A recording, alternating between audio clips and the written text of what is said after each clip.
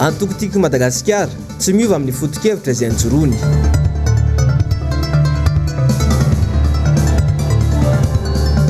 Fangadina ny lalana makeny somandrakizay tahotra satsy fahazakana demokrasia. Miara-manonja tsy avelantsika ho tafahitsoka anaty fahasarana lalàna ny firenena vao hijoro. Tompoko lasy sy tompoko vavy ankafaliana sy ampitiavana be indray nisodiako ny tokantranonao amin'ny alalan'ny fahitalavitry ny MBS tonga soa indrainao ato anatin'ny fampalalam-baovao manasanao ampanajana sy ampitiavana ary anaraka ny vaovao hatramin'ny farany. Vaovao avy any Tomasina avy hatrany ary no antsika misantatra ny fiarana amin'ity arivariva ity satria nisehona savorivory tany bazary kely Tomasina androany maraina. Ny fanjevo tamin'ny polisy munisipaly sy ireo mpivarotra any antoerana izay lanja sora-baventy izany. Fa ny sorana ireo mpivarotra tsy anoy ny fitiavam-bolany izy ireo intsony teo amin'ny toerana izay nazatra azy ireo no votoatiny olana tamin'izany. Arao fanadidina eo amin'ny sary ny MBS Tomasina. Tsy nisy ny fifampiresahana fa fandravaravana ny tsenan'ireo mpivarotra teo atsisy tanàna bazary kely avy hatrany no polisy munisipaly. Ny gady natao an-toerana io maraina io. Naneho ny tsy fahafaliam-pony vokatry ny fanesorana azy ireo teo amin'ny tanin'ireo mpivarotra izay nilaza fa efa manara-dalàna ary efa tamin'ny andron'ny Roland Ratsiraka fon'izy be ny tanàna.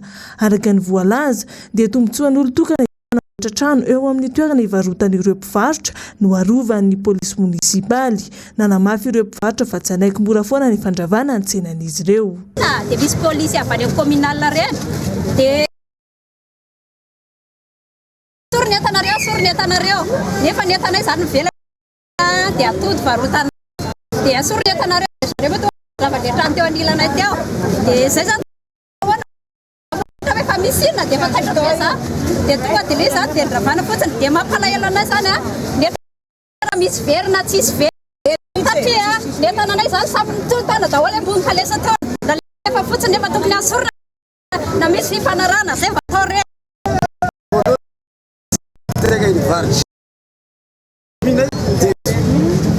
karaha tonga teto da niarany kambana ay amin'nga iseto io karaha tatao fara izy namboatry ny tragno nefa iena tiony fahakotaloha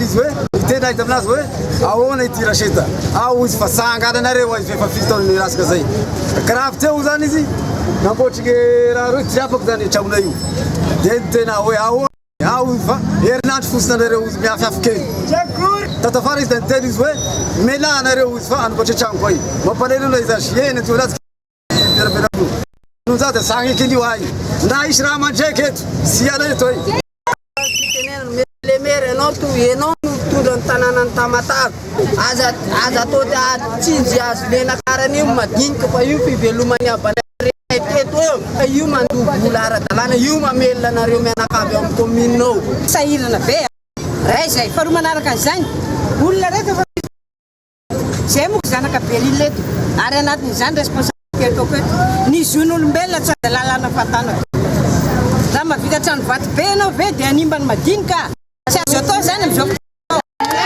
namaran'ireo mpivarotra fa tsy misy ny toerana nomena azy ireo ahafahany manohy ny fitadiavam-bolany sy mivelona hatreto fa dia nizano teo amin'ny fanarana azy ireo ny raharaha. Vaovao avy any Mahajanga kosa indray dia velotaraina ireo mpanao kioska ao amin'ny Mahajanga voalohany manoloana ny fanesorany commune azy ireo tsy nisy fampahafantarana mialoha hoy hatrany ireto mpivarotra dia raha itsika ary mpanao gazety lora manomboka androany ny fimpotona nomen'ny fanjakana sy ny commune européenne Mahajanga voalohany ho an'ireo olona manana kioska mifanila amin'ity garage administratif ity izay horavana amin'izao fotoana izao. Malahelo olona izay mampiasa an'izany kioska izany satria efa taona nanomboka nipetraka tamin'ity toerana ity izy ireo izany hoe nanomboka tamin'ny taona 2014 nakaty. Tonga ny taratasy avy amin'ny manam-pahefana hoe esorina zahay mipetraka amin'ity sisin'ny arabe ity fa ilay zany hoe nipetrahana ty zay efa misy fito amby folo taona ohatra farafaratsiny jereo ny ato dia mbola be dia be mba farafaratsiny misy enim-bolana mba nandanina ny entana zany dia zay vao niala teto. tsy nandalo teo anivon'ny mpanotrana tanàna Mahajanga araka izany fanapa-kevitra fa nandeha andrampany fotsiny miandry ny rariny sy nitsiny izy ireo araka izany ary mijery ny fanapa-kevitra ny fanjakana farany manoloana ny fananana azy ireo. Za manokana aloha dia niatso ao gouverneur direct hoe misy tsaotra ohatran'izao ny eniko ato marina ve sa tsy ary nanomboka tamin'izay raha nisy tonga dia nandatsaka ny 48 heures raha fahalalako azy satria 30 minutes avy fampiresanay tamin'ny téléphone dia tonga commune nandray anaranay teto dia tonga dia 48 heures maninona moa zay hoe tsy nampilazana efa zay vao avy nanao investissement na entana be da be zay nisizony contrat nareo commune nandro any après-midi nareo rehefa tiana esorina dia esorina zay nangina fa nandefa taratasy aminay zany na tsy zany mba hoisy valina hoe zahay dia andia fa zay zanamboarana trano fa omeo toerana fotsiny zahay ananganany trano esanay indray ny andro valiny zay valiny avy no mbola 2e 48 heures zany hoe rapitsy farany tsy misy ny fehim-potoana Martsa nomena azy ireo fa ilay tsy maintsy mianatra-trany no asitry ny kominam-pianana Mahajanga sy ny onivon'ny gouverneur eto Mahajanga trany oentina iza marina moa ity firenena ity. Fasolo tena ny olona avy amin'ny faritra Ambatoboenindry no tafaresaka taminay androany ary nitondra fitarainana mikasika ny tsindry azolena miatra amin'izy ireo any antoerana amin'izao fotoana izao. Voatotoana tamin'izany ny miaramila araka ny fijoroana vavolombelona araora vanededina eo amin'ny sary sy rindratsary ny Toky Ramarla. Velotaraina ireo solotena amponina avy any Ambatoboeny amin'ny afitsiko ny dahalo any antoerana. Tsy ampy ny sampitandro filaminana ary tsy mba manana ireny fitaovam-piadiana mahery vaika ampitahorana ny mpanohitra eto an-drenivohitra ireny ny mpitandro filaminana any Ambandafikhazo any raha fijoroana vavolombelona iray. Manjaka ny any antoerana kanefa mbola tsy ampy ihany koa ny mpitandro filaminana ankamanao izay daniny kibony amin'ny fanapara-pahefana izy ireo hoy ny solotena amponina avy any antoerana. Vatatenan'le miaramila tompoko ampandoavina vola 3 hetsy indray izany fokotany akana ny miaramila iny fa tsy mahazo miaramila raha tsy mandoa vola 3 hetsy mihitsy le fokotany zay vao mahazo an'le miaramila dia rehefa tonga amin'le tanàna indray le miaramila ampandoavina vola 9,000 isam-batan'olona indray fokon'olona isam-bolana zay aloha zava-misy tsy azoko afenina zany ary vonona vavolombelona zany mihitsy 50 tafo 40 tafo amin'ny tanàna anankiray miaramila anankiray no mipetraka ao fokotany anankiray zany misy vohitra 3 na 4 dia zay ny isan'ny miaramila dia isaky ny tanàna dia forsiavina andohy 9,000 isa-tokantrano isam-bolana ny vahoakany amin'izao fotoan'izao ho karaman'ireo miaramila ireo hono satria asa tsy ny dikana mitombona zany na tsy mitombona ka raha vao tsy manefa an'io ndraiky le vahoaka avy eo dia inona ny zavatra ataon'ny miaramila ampijaliana ndraiky le miaramila amerdena ampadiana olina avina vato misy eo zao olona ankiray zany akatra zao asa teo amin'ny tapatapaky ny janvier teo nga min'le rangahy zay tsy nandeha namonjy couvre-feu le rangahy io dia inona nataon'le miaramila fa tena nanimbanana basiny tonga dia ndraiky otifirana dia za mihitsy moa no nitsangana fa za moa vahiny amin'le faritra dia za ngiasy avao tsy mety ataonao ty satria hiaro ny vahoaka sy ny fananana no andefasana anareo aty dia tsy fanaovana couvre-feu fa dia anaovana azy ohatran'izao ngamba tsy rariny toko hoe tsy rariny mahitsy zao ny raha farina. Ratsaivina dia nanambara ny minisitra ny fiarovam-pirenena tany Atsiranana ny farany herinandro lasa teo fa midadasika loatra ny faritany miaramila ka miteraka fiasaranana ny fanatanterahana ny asa ary tsy ampy ny fitaovana eo am-pelatanana. Eo ihany koa izy ny tsy fampiny isan'ny miaramila raha mitany zava-misy eto amintsika. Mila vahaolana mahatra sy mahomby amin'izay ny vahoaka satria tsy afaka ny amokatra ankalalahana raha mbola isy ny fandrobana sy alatra etsy roa. Ary manamafy izany moa ity solotena ny mponina avy any Ambatoboeny ity fa tokony tontolo ny fambolena sy ny fiompiana no imason'ny mpitondra any antoerana rendrarendra maro samihafa ahafahan'ny vahoaka misakafo. Eo amin'ny vavaon'ny fambolena kosa indray dia nampahafantarana tamin'ny fomba ofisialy androany tetsy amin'ny foibe famantarana ny mety ho toetriny ny andro ny tety andro mpamokarana na ny calendrier culturel ho an'ity taona 2024 ity. Tena toerana nanao ny fanadidinana ny namana mpanao gazety Jessica Miray teo amin'ny sariny tahiriny anarana narinirina. Miankina tanteraka amin'ny fiovaovany toetry ny andro ny famokarana eto Madagasikara. Ity sehatra ity izay mampiasa ny 20,000 ny mponina eto amintsika. mila fantara mialoha araka izany antsoina hoe tety androm-pamokarana na ny calendrier culturel afana mampiena ny fiatraikany fiovaovany toetry ny andro amin'ny famokarana sy mampiakatra ihany koa ny vokatra. Ny calendrier culturel zany dia rehefa raisina le hoe chaîne de valeur zany hoe ny vary ny katsaka dia rehefa fantatra le mamoaka ny aty amin'ny fihefana toetrandro hoe amin'ny faritra ria ho latsaka ny tokony ho izy ny orana na ho tara ny orana dia izay no anaovana koa le tety androm-pambolena. Raha tsy ampy ny orana manomboka ny novambra na oktobra dia somary akisaka kely rehefa miteny mety hoe mety any amin'ny desambra any io vao latsaka afaka ambolena dia akisaka izay le anaovana le tety andro. Eto zany nareo manomboka tsy haiko ohatra hoe madika bainga dia aveo indray manetsy manao isisisa sy ny sisa zany izay le tena hoe tety androm-pambolena mba ahafahany tsara mahafanaraka tsara ny asa rehetrarehetra mifandraika fambolena amin'le mety vozotra ny toe-taona. Efa ny taona 2024 no nisy ny tetikasa antso mamaim-pona amin'ny alalan'ny 3, 2, 1 ahafahana mahafantatra ilay tety androm-pamokarana. Hatramin'io taona io dia efa mahery ny 2 alina sy 5 hetsy ny antso voaray. Saika avy eto amin'ny faritra Analamanga sy vakana karatra avokoa ny antso.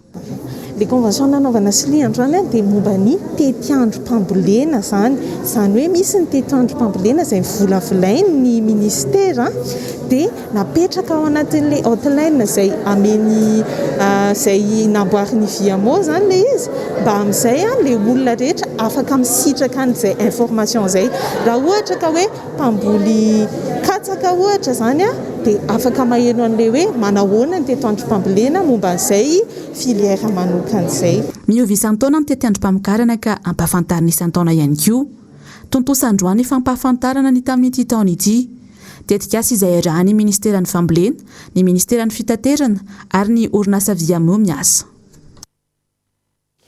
Fa efa tsy zoviana amin'ny tanora eto Madagasikara intsony raha ny resaka teknôlôjia amin'izao fotoana izao. Misy anefa ny fantsiana sy ny fampiarana tsy maintsy atao. Nisy tamin'ireo sekoly ambony teto Andrenivohitra no nisitraka izany tamin'ny alalan'ny fampiofanana nataona fikambanana misahana izay lafiny izay. Arora ny fanadihadiana entina mbintsy ho velositraka teo amin'ny sary sy rindran-tsariny Andry Rakotomalala. Ilaina trano ny fahaiza-manao sy ny fampivoarana eo amin'ny resaka teknôlôjia indrindra ho an'ny mpianatra eny anivon'ny sekoly ambony na dia efa hita ho miroborobo aza izay sehatra izay eto Madagasikara raha ny fanazavana. Tafiditra ao anatin'izany izao ny tetikasa izay ataony team education izay miompana manokana amin'izay lafin'ny teknôlôjia izay. Araka ny fomba fijerin'ny mpanabe sehatra eo amin'io lafiny io dia mila fampiofanana manokana ny tanora mba tsy hironany amin'ny lafiny hafa ny fampiasana ny teknôlôjia fa mba amin'ny fampiarana ny asa sy ny haitao. Ataonay manao atelier pratique amin'ny resaka teknôlôjia manerana Madagasikara. Ny ampiasaina azy moa zany resaka automatisme, robotika dia mbola kely zany zareo dia efa fijerevana izay sahady hoe ohatran'izao ny tontolony manodidina izay resaka teknôlôjia rehetra. Ny atelier anterne zany ataon'ny université Ravelzona dia ho ampianatra amin'ny informatique sy BTP fa ny atelier izay ataony amin'ny andavanandro dia misokatra ho an'ny ankizy rehetra izay liana amin'ny resaka teknôlôjia. Nisy moa ny fizarana fitaovana avy amin'izay fikambanana izay ka isan'ny niara-niasa tamin'ny université FJKM Ravelzona ary nahazo mari-pankasitrahana manokana ireo mpianatra izay nandray anjara tamin'izany raha ny fampitam-baovao. Ny vaovao maresaka iraisam-pirenena kosa indray dia tonga any Ghana sy Côte d'Ivoire omaly alatsinainy ilay vaksiny AstraZeneca natokana ho an'ireo firenena mahantra hiadina amin'ilay valan'aretina coronavirus. Ireto firenena afrikana tandrefana ireto izany no firenena voalohany fantatra fa nisitraka ity vaksiny ity. Arora fanadihadiana entiny miala rarombana teo amin'ny sariny Andry Rakotomalala. Natomboka tamin'ny filoham-pirenena Ghanéana Nana Akufo-Addo ny fanaovana ilay vaksiny AstraZeneca izay novatsiny ny Covax vola hiadina amin'ilay valan'aretina Covid-19 raha efa herinandro maromaro izay no nanao ny fanentanana ny vaksiny fanefitra ity valan'aretina ity ireo firenena matanjaka. Ity filoham-pirenena efa mananika ny fahenina amin'ny 70 taonany ity no notsondronina voalohany maneran-tany tamin'ny vaksiny io omaly. Nataony izany fihetsika izany mba hisarihana sy handrisihana ireo vahoaka ao aminy hanao ity vaksiny ity ihany koa. Zava-dehibe hoy izy ny fanaovako ohatra. Ankoatra ity filoham-pirenena Ghaniana ity dia niroso tamin'ny fanaovana io vaksiny io ihany koa ny sekretera jeneraly ny fiadidiana ivoiriana. Raha ny voalaza, efatra tapitrisa fatra tamin'ity vaksiny ity no nandrasana tany Nigeria androany talata. Mikasika ireo firenena matanjaka kosa indray dia fantatra fa i Colombie no firenena voalohany any Amerika nahazo ity vaksiny novokarin'ny Covax ity omaly. I Peru, Salvador ary Bolivia kosa no fantatra fa hisitraka izany manaraka eo araka ny nambarany fikambanana iraisam-pirenena ho an'ny fahasalamana na ny OMS. Tanjona voalohany ao anatin'ny fanentanana ity vaksiny fanefitry ny Covid-19 ity moa ny ahazon'ny 200 mponina amin'ireo firenena 200 izay vaksiny izay mandritra ity taona ity. Nampitombo ny elanelana sy ny fahasamafiana eo amin'ireo firenena manan-karena sy mahantra ity arety mandringana ity araka ny voalaza. Mbola nampitandrina ny fikambanana Britanika manampahaizana manokana sy misehatra amin'ny fanampiana iraisam-pirenena omaly fa mety hitombo ny mosary sy ny krizy any amin'ireo firenena marefo toa ny Yemen.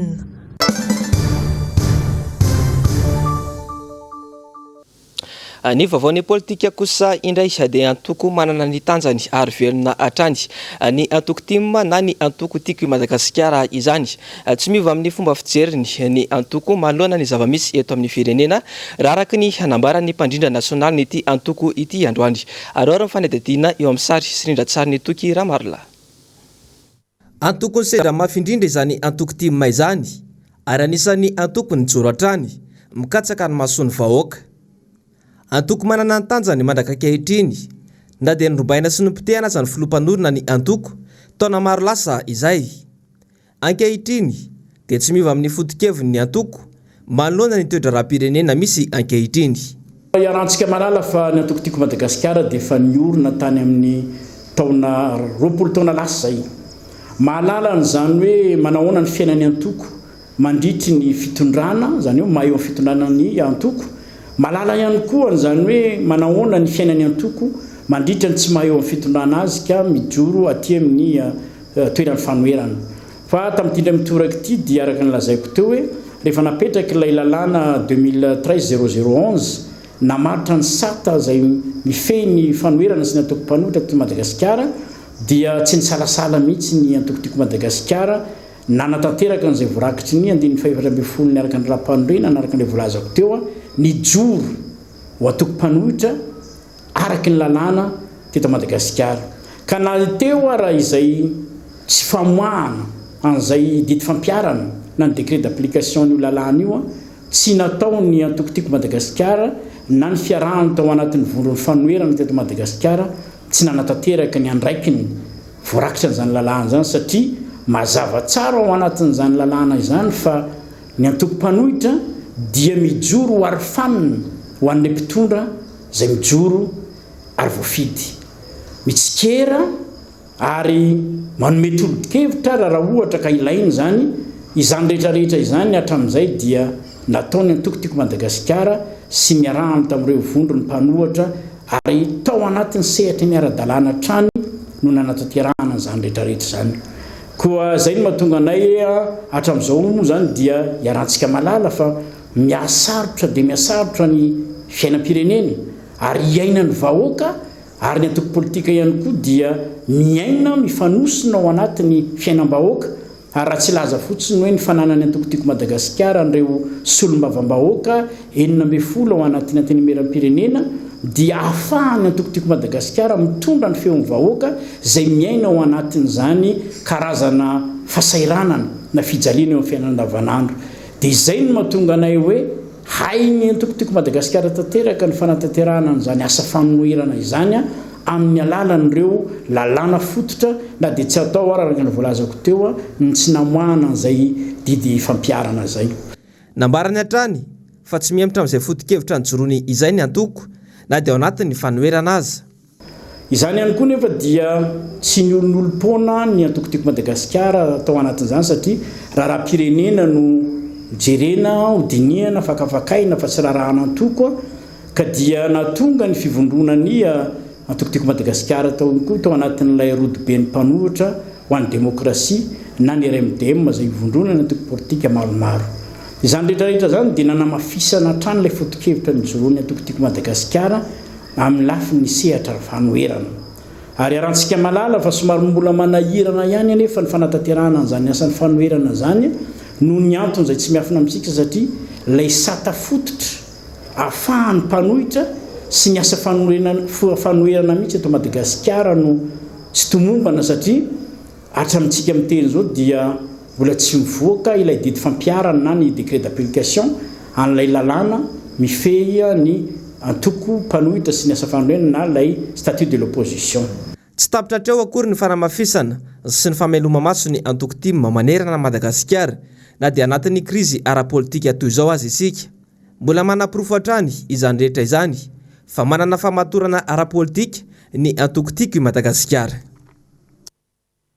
Fanaray fampitambavao androany atoandro izahay mpanao gazetiny MBS amin'ny tranganjavatra teny somandrakizay teny androany nidina nanao fanadidina teny atoerana nanao ny angom-baovao moa ny ekipany MBS ka toy izao indrindra izay fanadidina izay eo amin'ny sary sirindra tsara ny toky Ramarla. Somandrakizay ity ilay toerana anaovan'ny solombavambahoaka lanta amin'ny anarany antoko tia matatitra amin'ny vahoaka amin'ny sabotsy ho avy zao. Efa nilaza ary sa ametraka fanamby ny solombavambahoaka tao anatin'ny fandarana miara-manonja fa fenoan'izy ireo ity tany manana velaran-tany 70 hektara ity.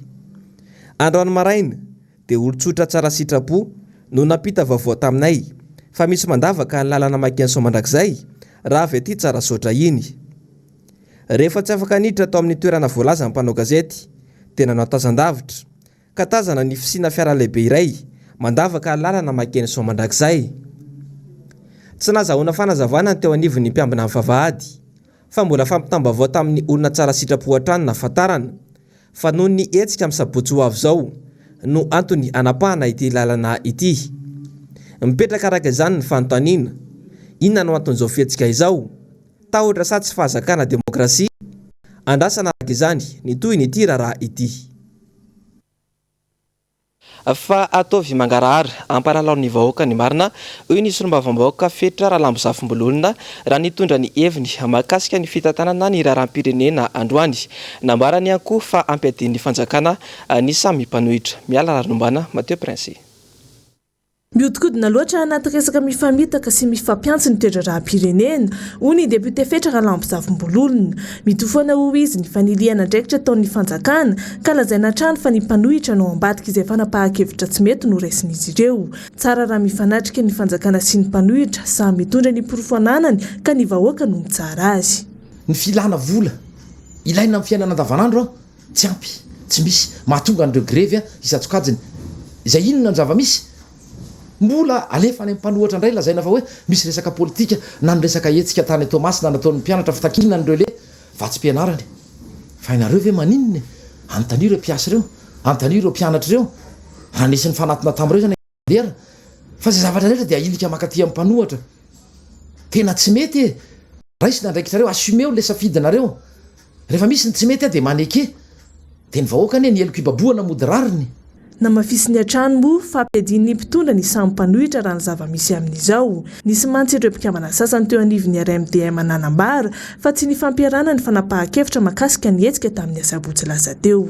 Dia ampiasainareo indraindray ireo le mpikambana taloha teo anivon'ny RMDM tsy misy na ny hery na ny fanerena ny hoe midira tao anatin'izao vovonan'izao tsy misy ny fanerena zany hoe midira tao anatin'ny ty atoko ty ohatry ny anareo ihany fa izao mahagaga tampotampoka eo dia misy mipotra olona avy aty amin'ny RMDM zay tsy hitanao mbola ny vory intelo inefatra angambany izy ny vory tao dia sahany milaza fa hoe tsy ny fampiarana zao fanapahan-kevitra zao marina hoe tsy mpitompona andraikitra ao anivon'ny RMDM ny tenanay fa ao anatin'ny mpanohatra ihany koa ireo zay namana daholo ary araka ny teniko misy marina ny zavatra resahana ka ohatra hoe nisy hetsika saika nangatahandrareo alalana dia lazaina fa hoe tsy ny fampiarana kenao raha tsy tonga mivoriko inona ny fampiarana aminao dia ampiasain'ny mpitondra reny dia mampiady tsy vitany ampiadiana zany ezahanao aparitaka ao anivon'le mpanohatra ataon'ny fitondrana zany mety fomba fiadiny zareo zany ampiadiana tamin'ny vahoaka mpitandro filaminana zay zany ny fomba fanao ara-politika eto ve dia gaga ve isika ragisitra.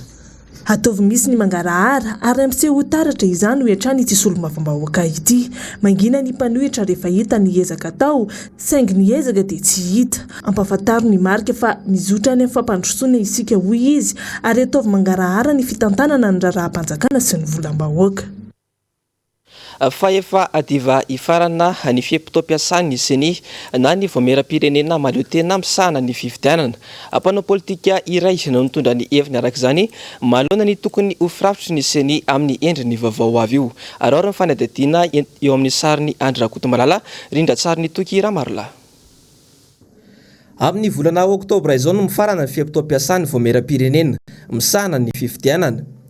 Raha ny voafaritra ao anatin'ny andininy 720 ao anatin'ny lalam-panorenana dia izay mpikambana vaovao indray araka izany no hitantana sy hikarakara ny fifidianana amin'ny taona 2024 raha tsy misy ny fiovana.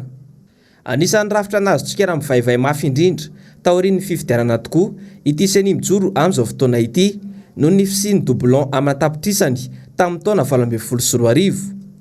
Ny aiky ny fisian'izany mihitsy moa ny filoha-hevitra ity voameram-pirenena mpikarakara fifidianana ity ary ny afara tamin'ny fanesorana azy tamin'ny toerany noho ny filazany marina. Mba hisorohana izany indrindra dia rafitra tokony matapakahitra no apetraky ny seny eny anivon'ny fokontany hoy Tabera Randriamanatsoa. Zahay ao amin'ny CRN hatramin'ny voalohany amin'ny fahavelon'ny président Zafa dia efa nanoitra an'io rafitra seny io amin'ny endriny izao. Ny tokony rafitra ny seny dia tena miainga amin'ny fotony misy ny seny miaingana amin'ny fokontany misy dia matazaka manao an'le lista fifidianana. Zay vao miakatra aty amin'ny commune dia miakatra aty amin'ny district, zay vao miakatra amin'ny faritany dia aty amin'ny Foibe.